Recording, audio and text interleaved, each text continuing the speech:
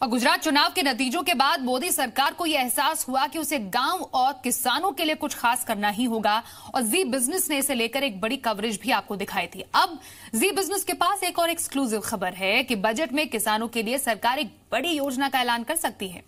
किसानों के लिए एक नया कृषि फंड बनाया जा सकता है।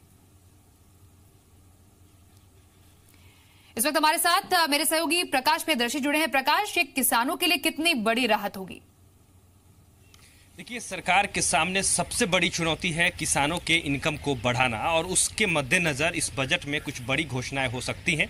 सूत्रों के हवाले से जो हमें जानकारी मिल रही है उसके मुताबिक प्राइस डिफ्रेशिएशन फंड की घोषणा सरकार कर सकती है, जिसके तहत ये होगा कि अगर किसी कमोडिटी की जो प्राइस है वो एमएसपी से नीचे जाती है तो जो उस वक्त का मार्केट प्राइस है और एमएसपी के बीच का जो फर्क है वो सीधे किसानों के खाते में डिपॉजिट कर दिए जाएंगे। इससे ये फायदा होगा कि किसानों को घाटा नहीं होगा और कम से कम एमएसपी के बराबर प्राइस उसको मिलना तय होगा। एमएसपी से प्राइस अगर ज़्यादा होती है तो जाहिर तौर पे किसान उसका फ़ायदा उठा सकते हैं।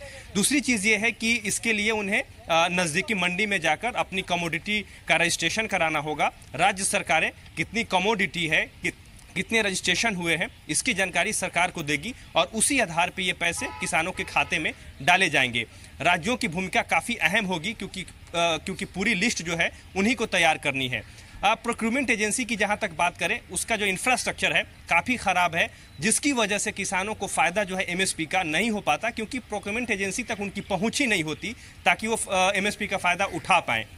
माना यह जा रहा है कि एपीएमसी एक्ट में बदलाव करके जो लोकल मंडीज हैं उनको सशक्त बनाया जाएगा और उसके बाद छोटी छोटी मंडियों में, नज़दीकी मंडियों में किसान पहुंच सकते हैं, अपने कमोडिटी का रजिस्ट्रेशन करा सकते हैं और इस नए स्कीम का फ़ायदा उठा सकते हैं।